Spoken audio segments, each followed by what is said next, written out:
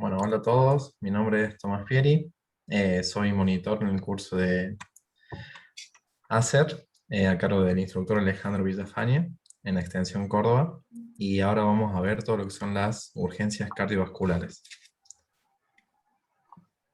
Bien, las urgencias cardiovasculares que vamos a ver a continuación, las vamos a dividir en lo que son hipotimia, desmayo, síncope, lo que es el dolor torácico, con síndrome coronario agudo, el taponamiento cardíaco, las crisis hipertensivas, la insuficiencia cardíaca con edema agudo de pulmón y las distintas arritmias cardíacas como fibrilaciones y taquicardias. Bien, primero vamos a ver lo que es la lipotimia, el desmayo, el síncope, ¿sí? Estos términos se utilizan como sinónimos, van a hacer referencia a lo que es la pérdida transitoria de conocimiento debido a una hipoperfusión cerebral global transitoria de inicio agudo, corta duración y recuperación espontánea.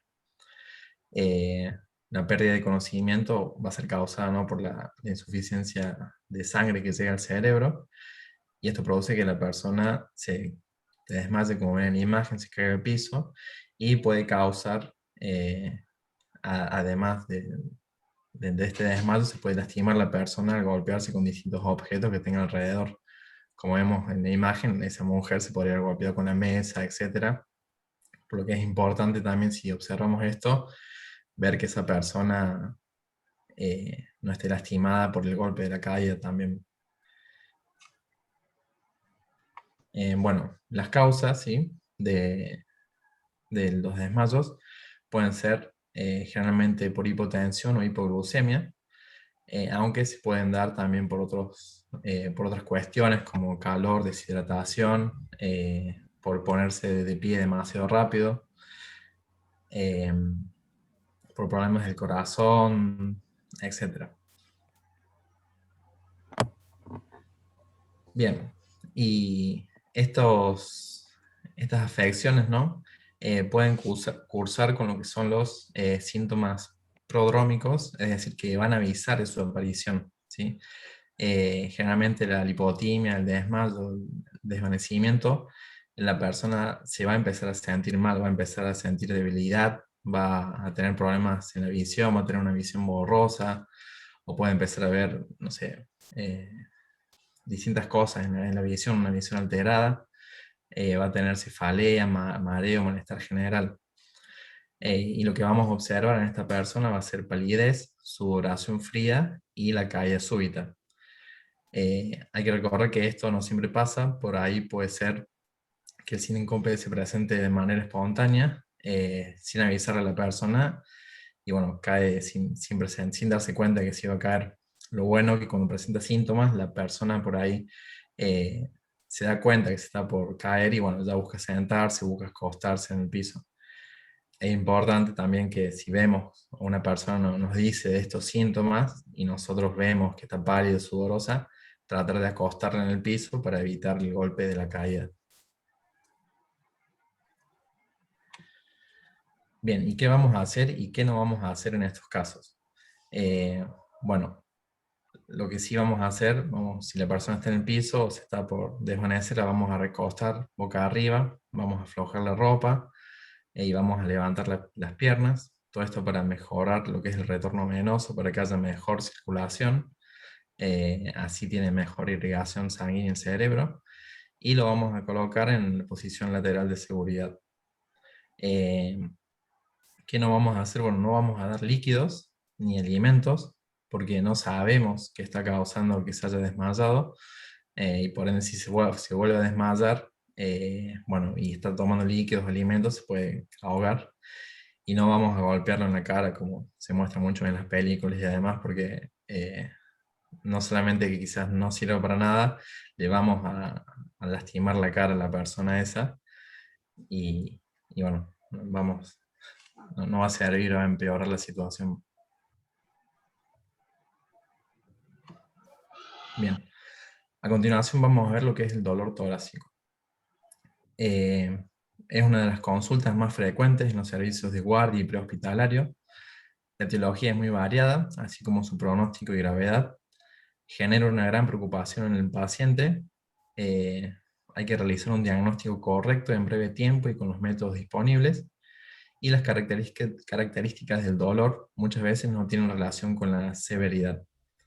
Eh, Esto de que genera una gran preocupación en el paciente es porque bueno, todo el dolor torácico está muy asociado a lo que son las causas cardíacas, al infarto y a la muerte, eh, por lo que suma muchísima preocupación a la persona y por ahí también lleva a que el dolor, como tiene gran carga subjetiva en estos casos, por ahí no se relaciona con la severidad, ya que puede que sea simplemente una angustia o puede que no, puede que sea realmente una cuestión grave, por lo que nunca hay que dejarlos pasar estos dolores y hay que estar atentos para realizar un diagnóstico adecuado.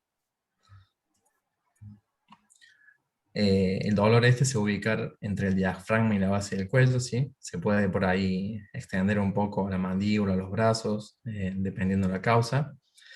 Pero bueno, va a ser un dolor muy intenso, va a causar malestar, mucho malestar. Y bueno, va a afectar a todo lo que es el tórax, la porción anterior, la porción posterior. Y como vemos, también los brazos. Y bueno, se puede extender a la mandíbula, como había dicho, incluso afectar un poco lo que es la zona abdominal si es muy fuerte. Bueno, ¿y qué va a causar este dolor, no? Las causas vamos a dividirlas por un lado en cardiovasculares, en las que tenemos las isquémicas, que como recordarán van a ser aquellas causas que generan alteraciones en la circulación sanguínea, como el síndrome coronario agudo, que ya lo vamos a ver a continuación, o causas no isquémicas, como es la pericarditis, que es la inflamación o la irritación del pericardio que va a estar rodeando el corazón, que bueno, puede tener distintas causas también como infecciones, un ataque cardíaco, trastornos inflamatorios, etcétera. O también dentro de las no isquémicas tenemos la aneurisma disecante de la aorta, eh, que bueno, es una ruptura en la pared de la aorta y esto produce una acumulación sanguínea entre las paredes de la arteria, que bueno, que si se deja extender se acumula cada vez más sangre y puede llevar a la ruptura de la arteria y bueno, tiene un pronóstico bastante fatal. Bien, entonces como dije, tenemos causas cardiovasculares y por otro lado vamos a tener las no cardiovasculares, como son las pleuropulmonares, como el tromboembolismo pulmonar agudo, que había dicho Alejandro en la primera clase, el neumotórax, la neumonía. Dentro de las causas digestivas tenemos espasmos esofágicos, úlceras gástricas, neuromusculares, como pueden ser el herpes, condritis, contracturas, y las emocionales, que como le había dicho, que también causan mucho dolor, mucha preocupación, como la angustia, la ansiedad y el llanto.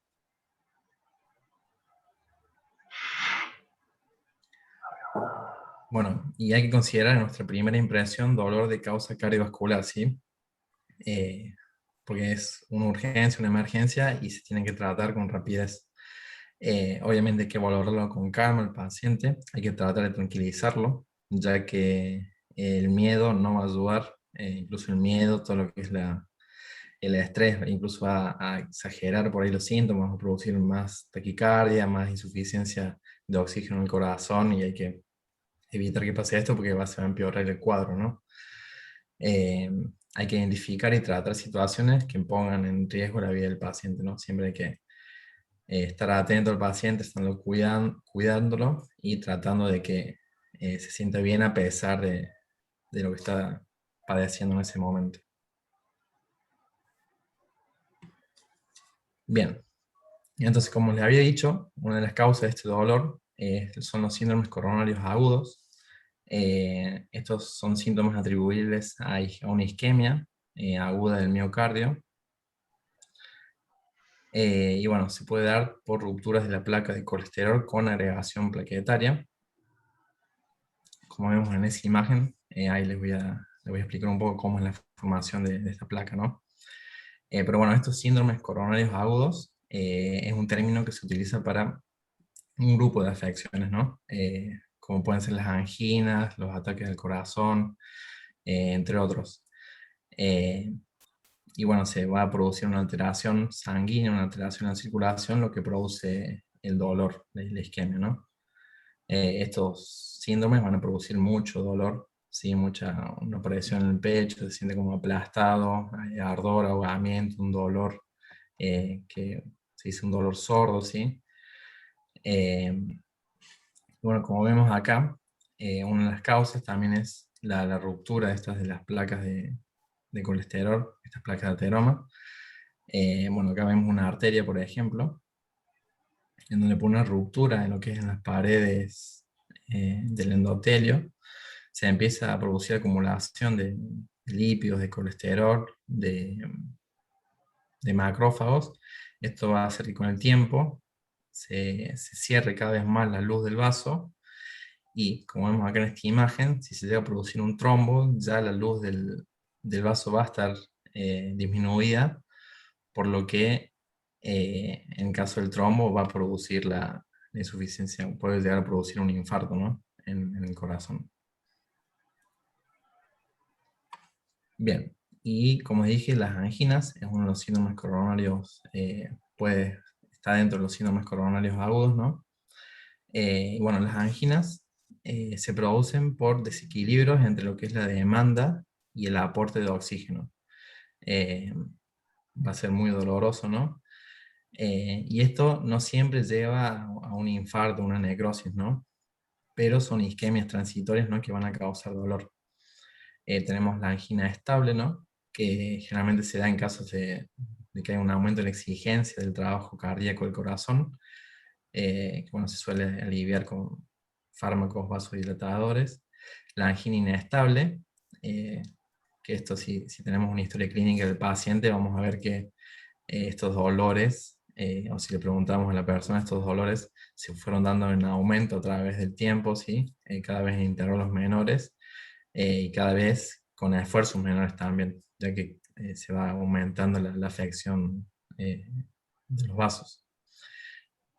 Y bueno, también tenemos el infarto agudo de miocardio y la muerte súbita.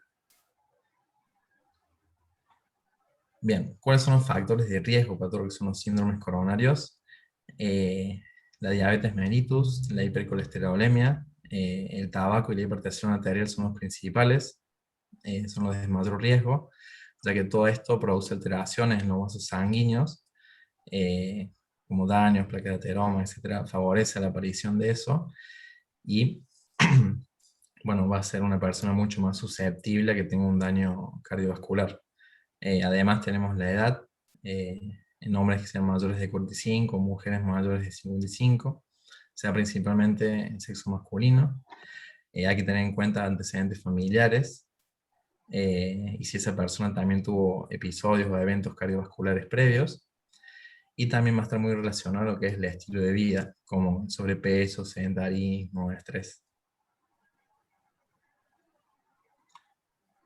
Bien, ¿y cuáles son los síntomas, ¿no? Del síndrome coronario agudo?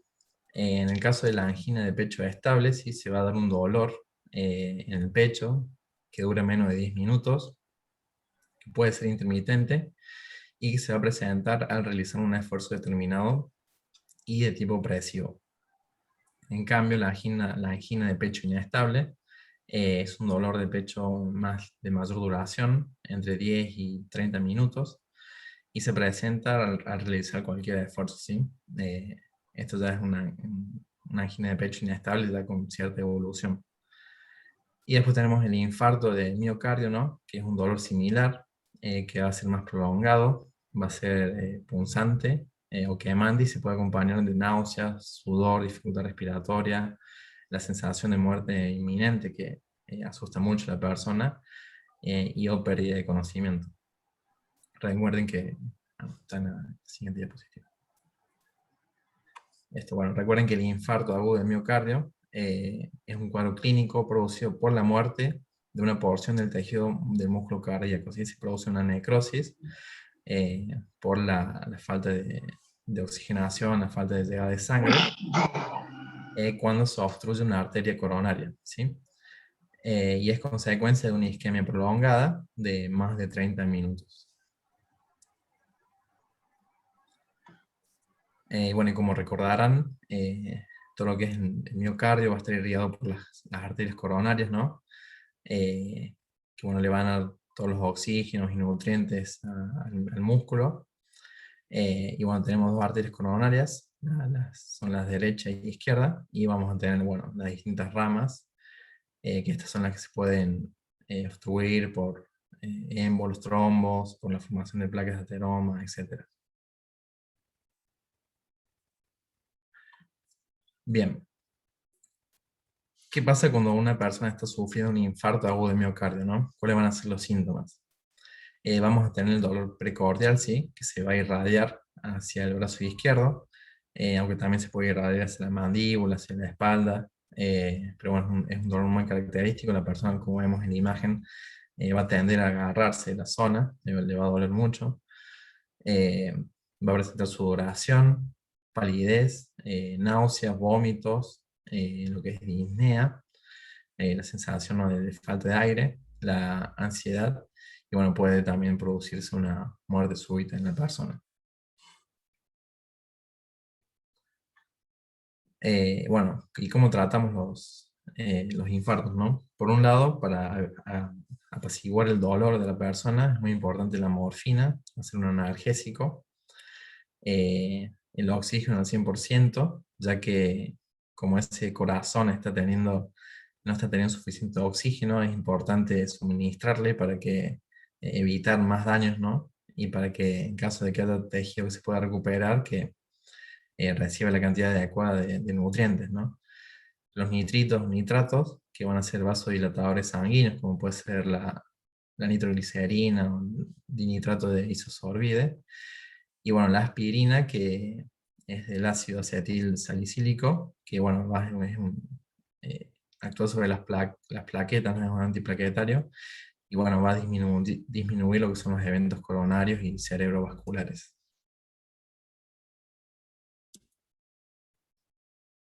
Bien, después vamos a ver ahora lo que es las crisis hipertensivas, ¿no? Una crisis hipertensiva se va a presentar cuando tenemos valores de la tensión arterial sistólica mayores a 180 y de la tensión arterial diastólica mayores a 120. Eh, no sé si recordarán los valores normales, pero el valor normal de la tensión sistólica no es menor a 120 y la diastólica es menor a 80, o sea, estos valores son mucho más altos, y pueden favorecer la presencia de patologías cardiovasculares, ¿no? Como daños en distintos vasos, ACV, etc. Estas crisis hipertensivas se pueden dar por distintos factores, ¿no? Se pueden producir por accidentes cerebrovasculares, por infartos, por alteraciones con medicamentos, o incluso una persona que es hipertensiva y se olvida la medicación, bueno, puede presentar una crisis hipertensiva. Eh, Vamos a dividirlas en dos. ¿Sí? Tenemos las urgencias hipertensivas, que no va a haber afección de los órganos blancos, y no necesariamente requiere internación. ¿Sí? Como decía por ahí, es una persona que se olvidó tomar la medicación, y le decimos que la tome nuevamente y bueno, se recupera. Y después tenemos lo que son las emergencias hipertensivas, que bueno, acá ya sí va a haber afección del órgano blanco, pueden producir los síndromes coronarios agudos, edema pulmonar, los ACVs o eclampsia, ¿sí? En caso de embarazos, que esos también son muy riesgosos, ¿sí? No solamente para la madre, sino para eh, el, el embarazo, ¿no? Y bueno, esto sí hay que derivarlos inmediatamente, ya que necesitan atención de emergencia, ¿no? Bueno, y el tratamiento para estas crisis hipertensivas va a ser oxígeno también. Eh, Vamos a darle una vía periférica con solución fisiológica. Se van a administrar antihipertensivos, ya sea mediante vía oral o endovenosa. Se va a controlar estrictamente la tensión arterial para ver cómo evoluciona. Y bueno, se tiene que derivar, obviamente, dependiendo del nivel de gravedad del cuadro. Bien. Visto esto, ahora vamos a ver lo que son las arritmias cardíacas.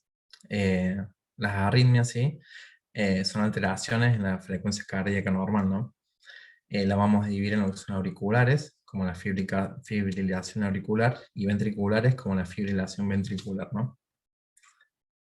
En esta imagen vemos lo que es un electrocardiograma normal, ¿no? Vamos a ver las diferentes ondas. Recuerden que el electrocardiograma no es un registro gráfico de la actividad eléctrica del corazón. Eh, Como vemos, por ejemplo, la onda P y el complejo QRS van a mostrar lo que es la despolarización. Por un lado, de la aurícula, la onda P muestra la despolarización de la aurícula, lo que es seguido por la contracción del músculo auricular, y el complejo QRS muestra lo que es la despolarización de los ventrículos, que es seguido de la contracción de los músculos ventriculares. Bien, y la fibrilación ventricular es la arritmia más común en el adulto. Se presenta con palpitaciones rápidas e irregulares, y puede presentarse con sensación de falta de aire, mareos y síncopes. La fibrilación auricular no siempre es... por ahí muchas personas tienen fibrilación auricular y no se dan cuenta, si por ahí son cuestiones crónicas. Pero bueno, obviamente si se presenta de manera más fuerte, va a requerir atención médica, sí, y atención farmacológica también. En este electrocardiograma podemos ver, como les dije, no se ve la onda P, ¿no? Que es de la despolarización de las aurículas. Vemos que está todo alterado porque, bueno, eh, está alterada todo lo que es la conducción eléctrica a nivel auricular. Después la fibrilación ventricular, que esta sí es mucho más grave, ya que es la forma principal de paro cardíaco. Se la conoce también como arritmia maligna. Eh, no hay pulso, pero sí hay actividad eléctrica muy irregular, como vemos ahí en esos electrocardiogramas. Y bueno, acá hay que hacer reanimación cardiopulmonar sí o sí. ¿Por qué? Porque ese corazón está latiendo, pero no está haciendo el efecto de bombeo que necesita el cuerpo, ¿no? Se produce una insuficiencia cardíaca, y como vemos acá en este electrocardiograma, no hay nada que sea normal. No se puede observar ningún complejo QRS, ¿no? Que es el principal de la actividad ventricular, no se observa. Por ende, la bomba no va a estar expulsando sangre, entonces tenemos que hacer el RCP para, bueno, em, que la persona tenga un poco de circulación sanguínea hasta que se realice una reanimación más avanzada. Mira, acá vamos a ver un videíto que lo voy a ir parando así van leyendo.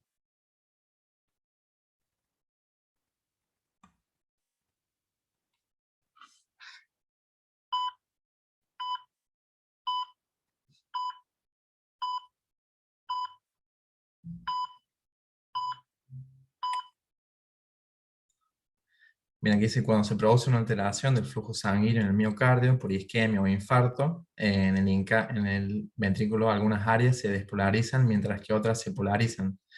Este patrón desorganizado en el ventrículo no permite una contracción eficaz, por lo cual no hay gasto cardíaco, es decir, el corazón no bombea sangre y no hay pulso. A esto se llama fibrilación ventricular.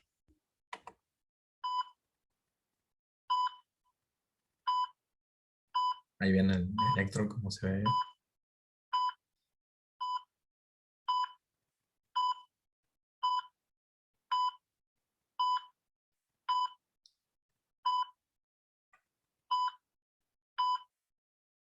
Bien, durante una fibrilación ventricular no hay ondas P, ni complejos QRS, ni ondas T definidas, solo se evidencian ondulaciones que pueden tener una amplitud variada. Cuando la amplitud es alta, mayor a 5 milímetros, podemos hablar de una fibrilación gruesa, y es indicativo de que su aparición es reciente y puede corregirse con facilidad con una desfibrilación. Cuando la amplitud es mínima, entre 2 milímetros y 5 milímetros, hablamos de una fibrilación fina, y este es un indicativo de que el corazón se está quedando sin energía y podría confundirse con una sistolia. Es recomendable, cuando aparece una fibrilación fina, que se aumente la ganancia o amplitud del trazado del desfibrilador para descartar una sistolia. Y el tratamiento de una fibrilación ventricular es la desfibrilación.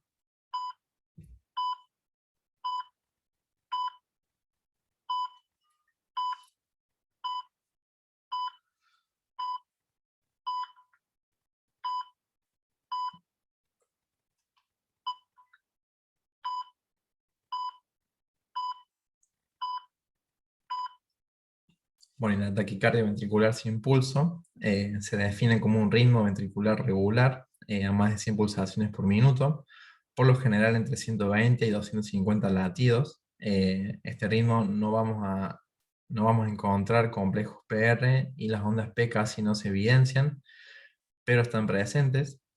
Los complejos QRS son anchos, mayores a 0,12 segundos. Sin embargo, en la taquicardia ventricular sin pulso debemos recordar que en el paciente que no tiene pulso el manejo es la desfibrilación.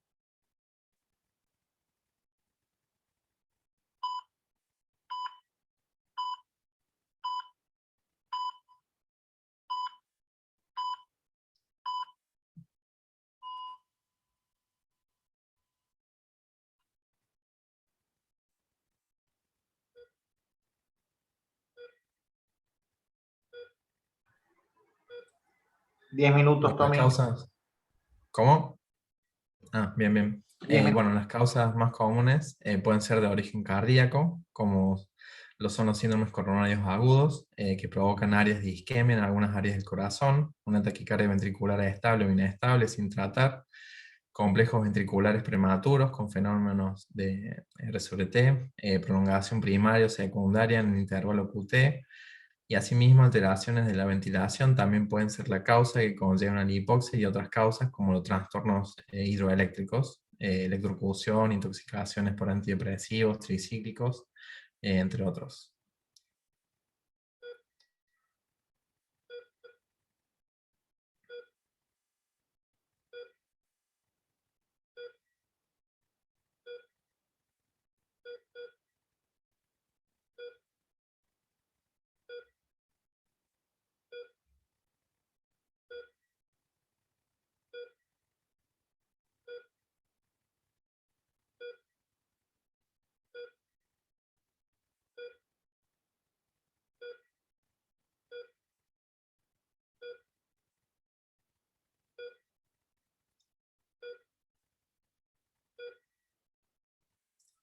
Bueno, esto de asistólisis, también conocida como línea isoeléctrica, lo cual es inespecífico y se debe confirmar mediante el protocolo de línea isoeléctrica, en el cual debemos tener en cuenta los siguientes puntos. Si hay que confirmar que no tenga pulso el paciente, que no hay otro ritmo enmascarado como línea isoeléctrica, como fibrilación fina, y bueno, se debe aumentar la ganancia en el electrocardiograma.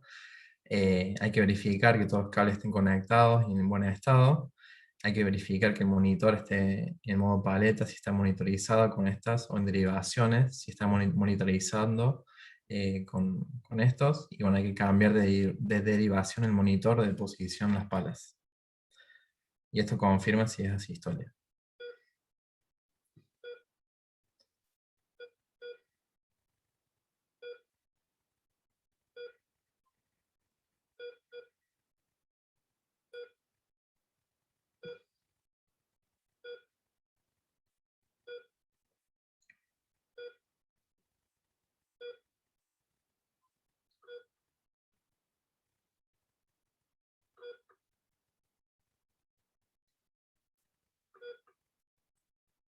Bueno, la actividad eléctrica sin pulso se define como cualquier ritmo organizado sin pulso diferente a fibrilación ventricular, taquicardia ventricular o asistolia, e incluso el ritmo sinusal sin pulso detectable se denomina, bueno, como esto.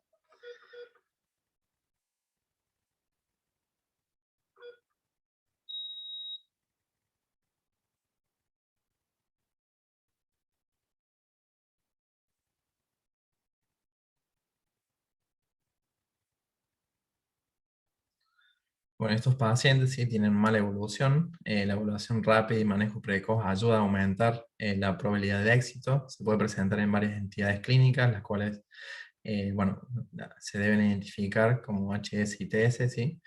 Y al identificar la causa correcta y tratarla, se podrá corregir el retorno a la circulación espontánea.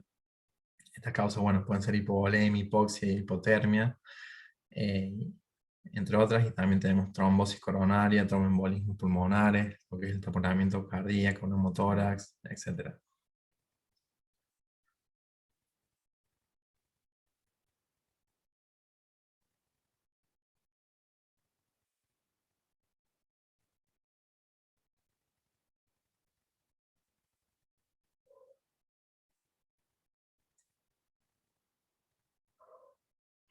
Bien, ahí termino el video. Bien. Y vamos a ver esto que queda rápido, ¿sí? El taponamiento cardíaco, que es la acumulación de sangre en el pericardio y evita la dilatación eficiente del corazón. Como vemos acá en la imagen, bueno, se empieza a acumular líquido, que puede ser sangre o no, otros fluidos. Y esto va a aumentar una presión sobre el corazón, entonces el corazón no va a poder realizar el bombeo adecuado, ¿no? Las causas del taponamiento cardíaco pueden ser trastornos torácicos, ¿sí? Por esto es importante también, en el caso de un accidente, ver la cinemática del trauma y si hubo un golpe en lo que es la zona precordial, ¿no? Que puede lesionar el corazón. Se puede causar por infartos, por pericarditis, por distintas heridas, y bueno, por vías centrales mal colocadas, ¿sí? Que sería un error ya iatrogénico, ¿no? De las personas. Bien, y los síntomas, para diagnosticar el taponamiento cardíaco va a ser la tríada de Beck, ¿sí? Que se va a caracterizar por hipotensión, ya que el corazón no está bombeando con fuerza, por lo que no va a haber una buena circulación a nivel general, ¿sí?